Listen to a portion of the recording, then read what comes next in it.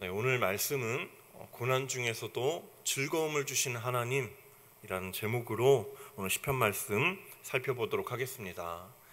그래서 오늘 시편 64편에 우리가 표제어를 함께 이렇게 보시게 되면 다윗의 시 인도자를 따라 부르는 노래라고 그렇게 기록이 되어 있습니다. 그래서 이 말씀, 이 표제어의 뜻은 이 다윗의 시가 하나님의 백성 이스라엘 전체에게 그런 공동체의 노래로 쓰였다라는 것을 의미하고 있습니다. 하지만 오늘 이 표제를 보시면 다른 어떤 내용이 없기 때문에 오늘 시편이 어떤 배경에 쓰여졌는가 우리가 정확하게 알 수는 없지만 이제 많은 학자분들이 이제 오늘 이 시편이 언제 쓰여졌냐라고 했을 때 다윗을 무너뜨리기 위한 악한 사람들의 음모, 화살같이 독한 말들을 봤을 때 지금 다윗이 대적 바로 자신의 아들 압살롬의 반란을 당하고 있을 때, 굉장히 심각한 고통을 당하고 있을 때 쓰여졌다라고 그렇게 많이들 이야기하고 있습니다. 그래서 오늘 이 다윗의 모습을 보시게 되면 자신 인생에서 가장 큰 고난과 역경을 마주하는 순간 가운데 오늘 다윗의 모습을 보시면 다른 것을 의지하지 않고 온전히 하나님을 의지하고 있는 것을 우리가 말씀을 통해 살펴보게 됩니다. 그래서 오늘 1절 말씀을 보게 되면 오늘 다윗은 하나님이여 라는 말로 이렇게 시작을 하고 있는데 그가 정말 어렵고 힘든 상황 가운데 온전히 하나님을 의지하겠다라고 오늘 또 고백하고 있는 것입니다. 그래서 오늘 1절 말씀 함께 낭독해 보도록 하겠습니다.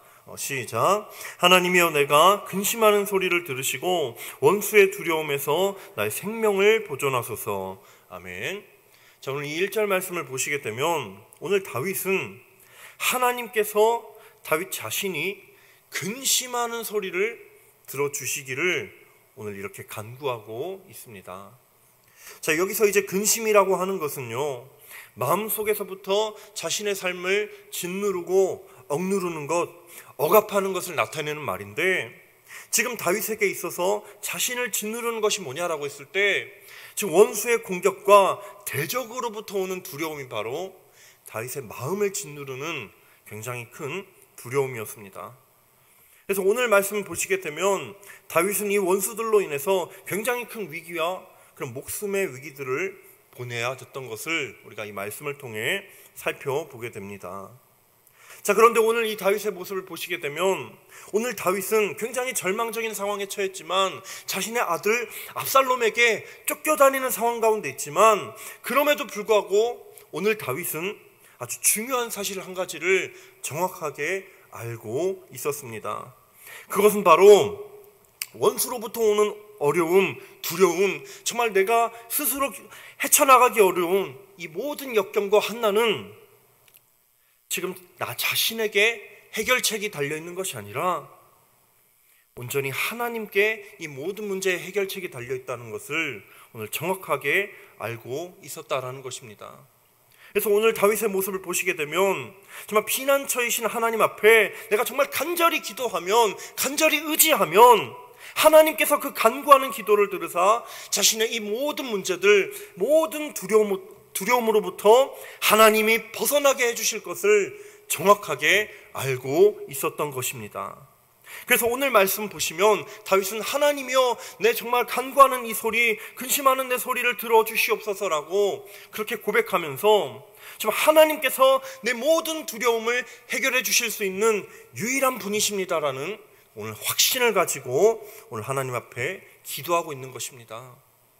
따라서 오늘 우리 사랑하는 성도님들, 오늘 다윗이 정말 하나님께 간절히 도움을 구하며 온전히 하나님만 의지했던 것처럼 오늘 이 시간 또 매일의 삶 가운데 날마다 하나님께 내 삶의 그 모든 문제를 맡겨드리고 온전히 하나님만 의지하는 저와 여러분들 되시기를 이 시간 간절히 소망합니다. 그래서 이제 2절 말씀에 다윗은 하나님 앞에 이어서 이렇게 간구하고 있는데 우리가 이어서 2절 말씀 함께 낭독하도록 하겠습니다. 시작.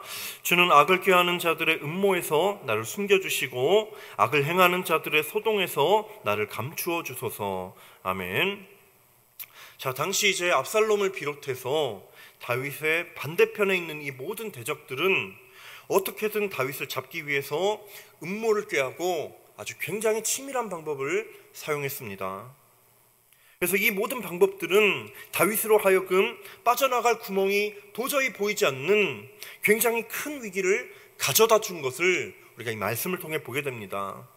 자, 그래서 다윗은 오늘 하나님께서 자신을 숨겨주시고 하나님께서 대적들로부터 자신을 감추어 주시기를 그렇게 간구하고 요청한 것입니다.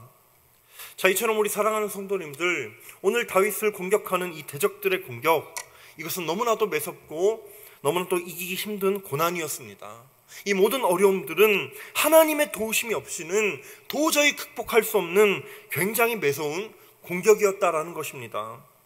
그래서 이제 3, 4절에 다윗은 대적들의 공격을 이렇게 표현하고 있는데, 그들이 칼같이 자기 혀를 연마하며 화살같이 독한 말로 겨누고 숨은 곳에서 온전한 자를 쏘며 갑자기 쏘고 두려워하지 아니하는도다라고 오늘 이렇게 고백하고 있습니다.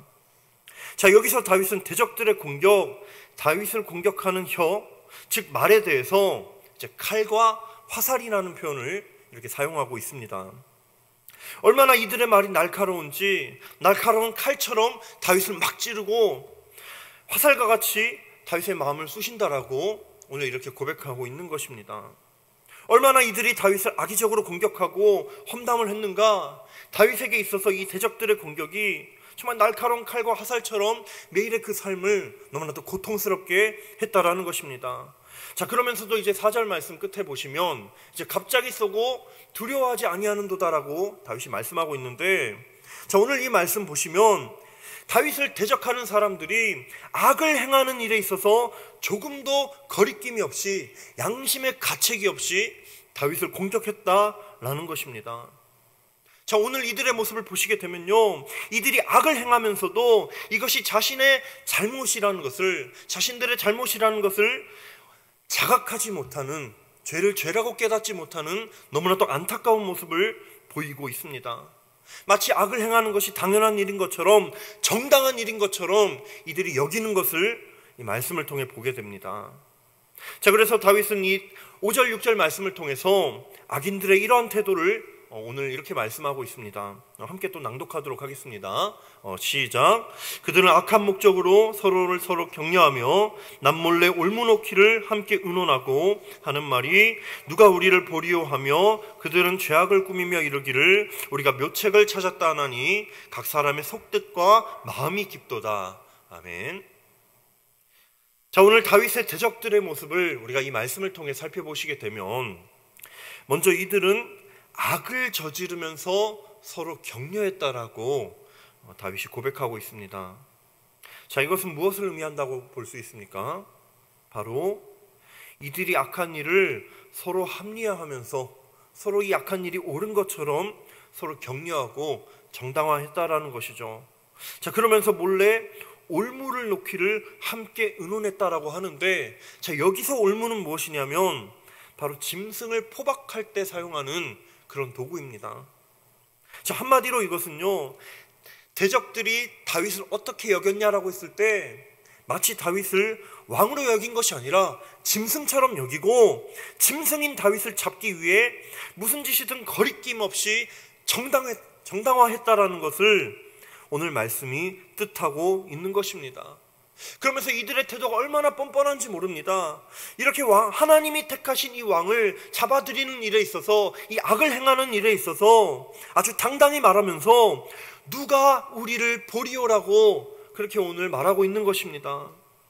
즉, 자신들의 이 악한 행위를 아무도 모를 것이다.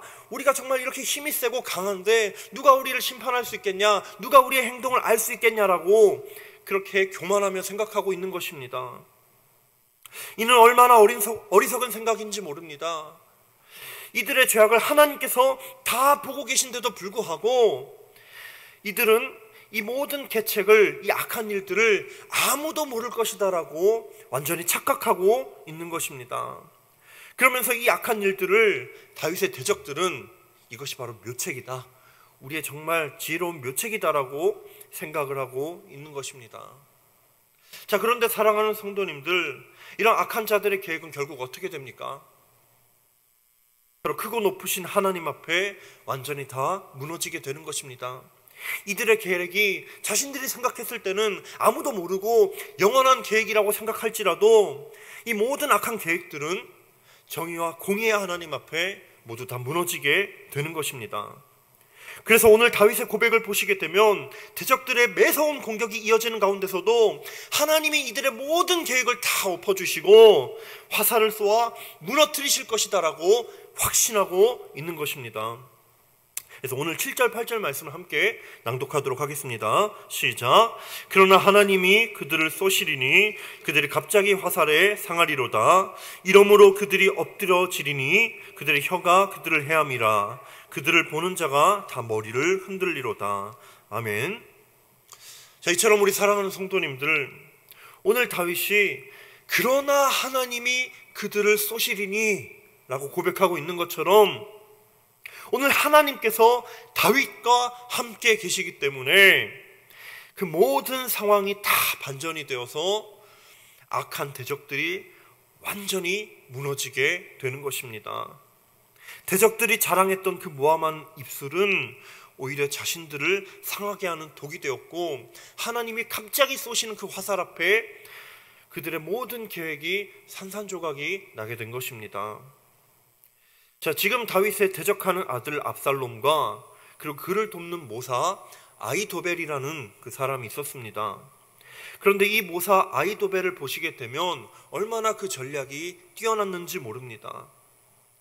그래서 사무엘하 16장은 얼마나 이 아히도벨의 전략이 뛰어났는가, 사람이 하나님께 물어서 받은 말씀과 같다라고 이야기할 정도로 이 아히도벨의 전략이 하나님께 받은 지혜인 것처럼 뛰어났다라고 오늘 이렇게 사무엘하 16장 말씀이 기록하고 있는 것입니다. 자, 그런데 그렇게 지혜로운 사람이 다윗의 대적으로 붙었는데 근데 어떻게 이 상황이 반전이 됩니까? 자, 이 압살롬이 다윗이 보낸 스파이였던 이제 후세라는 사람이 있습니다. 후세. 그래서 이 후세라는 사람이 압살롬을 이제 꼬드기고 압살롬을 되게 존대하니까 완전히 압살롬이 후세라는 사람의 말에 완전히 넘어가게 된 것입니다. 그래서 그 결과 그렇게 지혜로운 아히도벨의 말을 이 압살롬이 결국 따르지 않게 된 것입니다. 그리고 후세가 전한 말을 그대로 믿어버리고 말면서 정말 악한 자들의 그런 모든 계획과 모든 일들이 다 어그러지게 된 것입니다. 그래서 그 결과 압살롬을 도왔던 이 아히도벨은 이제 전장의 승패가 완전히 기울어진 것을 나중에 깨닫고 스스로 이제 목숨을 끊고 말았고, 또 다윗을 완전히 대적했던 아들 이 압살롬은 결국 이제 전투에서 패해 나중에 이제 도망가게 되다가 이제 이 압살롬이 굉장히 잘생겼다라고 하는데 또 머리도 굉장히 길고, 근데 그렇게 자신이 자랑했던 긴 머리카락이 이제 나뭇가지에 탁 걸려가지고 결국 사로잡히게 되고, 또 다윗의 부하 중에 이게 요압 장군이라고 있었는데 그 장군의 부하에게 허무하게 그렇게 목숨을 잃게 된 것입니다. 그래서 우리 사랑하는 성도님들, 우리가 오늘 이 말씀을 읽었을 때, 우리가 3절부터 6절까지 말씀을 봤을 때 때로는 이제 악인들이 더 잘 나가는 것처럼 보이고 이 악한 계획들이 승승장구하는 것처럼 보일 때가 우리 가운데 보일 때가 얼마나 많은지 모릅니다. 그러나 우리가 오늘 말씀을 통해서 기억할 것은 무엇입니까? 하나님께서 이들의 악한 모든 행위들을 그대로 내버려 두지 않으신다라는 것입니다. 하나님께서는 악한 자들이 범한 그 모든 악한 행위들을 반드시 기억하시고 반드시 그 행위에 대해서 응답하시고 멸하신다라는 것입니다. 그리고 또 한 가지는 하나님을 따르는 그 백성들을 하나님께서 안전하게 보호해 주시고 지켜주신다라는 것입니다. 따라서 여러분, 때로는 악인들이 잘 나가는 것처럼 보이고 승승장구하는 것처럼 보이고 의인들을 괴롭히고 그렇게 우리의 하나님을 따르는 그런 우리들의 삶이 때로는 어려움과 역경을 만나더라도 우리가 해를 두려워하지 않을 것은 무엇입니까? 시편의 다윗이 내가 해를 두려워하지 않을 것은 주께서 나와 항상 함께 계심이라라고 고백하는 것처럼 우리가 정말 해를 만나더라도 두려워하지 않을 것은 우리 주님께서 나와 함께 계신다는 그 놀라운 사실입니다. 따라서 우리 사랑하는 성도님들, 우리 삶 가운데 때는 어려움이 처하고 나를 대적하는 사람들이 나를 공격하려고 할 때, 그 어려울 때가 바로 오히려 더욱 하나님께 의지하고 기도해야 할 때다라는 것을 우리가 날마다 믿음으로 붙들어야 된다라는 것입니다. 그래서 오늘 이 시간 저와 여러분들이 날마다 하나님께서 우리 삶 가운데 함께 해주신다라는 그 놀라운 그 믿음을 가지고 날마다 하나님을 온전히 의지하며 늘 승리하는 삶을 사시기를 이 시간 주님의 이름으로 축복합니다. 그래서 이제 마지막으로 다윗은 하나님이 하신 일을 감사하면서 즐거워하는 것을 우리가 말씀을 통해 보게 됩니다. 그래서 9절 10절 말씀 함께 낭독하도록 하겠습니다. 시작. 모든 사람이 두려워하여 하나님의 일을 선포하며 그의 행하심을 깊이 생각하리로다. 의인은 여호와로 말미암아 즐거워하며 그에게 피하리니 마음이 정직한 자는 다 자랑하리로다. 아멘. 자, 오늘 이 말씀을 보시면 오늘 다윗은 악을 행했던 사람들이 하나님의 행하심을 보면서 하나님을 두려워하게 될 것이다라고 먼저 말씀하고 있습니다. 그러면서 하나님이 행하신 일을 반드시 생각하게 될 것이라고 합니다. 그리고 악한 자들과는 반대로 이 의로운 사람들은 하나님이 행하신 일들을 생각하며 하나님으로 인하여 즐거워하고 또 어려운 일이 있을 때마다 하나님께로 피한다라고 오늘 고백하고 있습니다. 이처럼 우리 사랑하는 성도님들, 오늘 다윗은 자신의 인생에 있어서 가장 큰 고난과 위기를 만났지만 그럼에도 불구하고 오늘 하나님을 찬양하고 하나님으로 인하여 즐거워하고 있습니다. 오늘 다윗이 역경 중에도 하나님을 찬양하며 감사할 수 있었던 것은 이는 그가 하나님이 피난처가 되시고 모든 문제의 해결자가 되신다는 것을 온전한 믿음으로 바라보았기 때문입니다. 지금 처한 환경과 상황은 여전히 힘들지라도 지금 나와 항상 함께 하시는 하나님을 바라보면서 절망이 소망으로 그리고 슬픔이 즐거움으로 변화될 수 있었던 것입니다.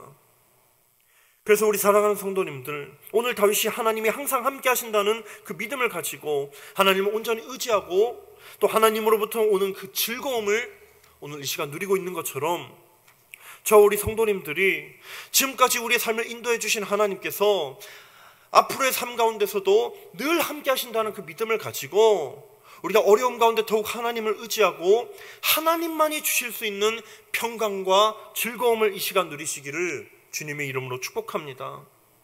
그리고 오늘 다윗이 오늘 말씀의 끝을 불평과 원망으로 끝맺는 것이 아니라 하나님께 드리는 감사와 찬양으로 오늘 말씀을 맺고 있는 것처럼 오늘 저와 우리 성도님들이 불평과 원망하는 마음이 다 떠나가고 하나님께 감사하며 찬송하는 그런 귀하고 복된 하루 되시기를 이 시간 간절히 기도합니다.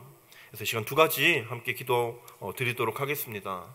첫 번째 기도 제목입니다. 절망을 소망으로 바꾸시는 하나님께서 날마다 나와 함께 하신다는 믿음을 잃지 않게 하여 주시옵소서. 그리고 주 안에 있는 나에게 다른 근심과 원망의 마음이 다 사라지게 하여 주시옵시고 오늘 우리가 찬양했던 것처럼 늘 주님을 즐거이 찬송하며 감사하는 삶을 살게 해달라고 이 시간 두 가지 기도 제목으로 함께 기도하도록 하겠습니다.